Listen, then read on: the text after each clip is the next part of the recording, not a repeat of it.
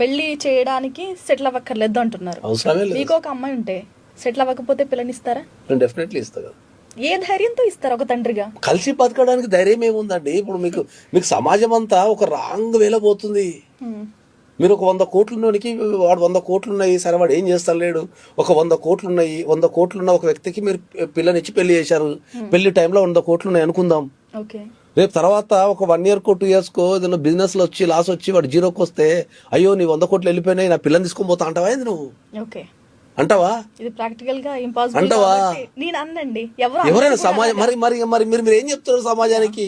ఈ సమాజానికి ఏం చెప్తున్నారు మీరు? ఆడపిల్లలకైనా మగపిల్లలకైనా నేర్పాల్సింది ఏంది? ఒక వ్యక్తితో ఎట్లా కలిసి ఉండాలా, ఒక వ్యక్తిని ఎట్లా కాపాడుకోవాలా. నీకు పైసలున్నా పైసలు లేకపోయినా, కెరీర్ సెటిల్ కాకపోయినా నువ్వు ఎట్లా కాపాడుకోవాలని నేర్పాలి. కానీ నేను సెటిల్ అయితే పెళ్ళిని ఇస్తా. నేను వ్యక్తి గుణాలే చూస్తా, నేను ఆస్తులు ఏం చూడాలి.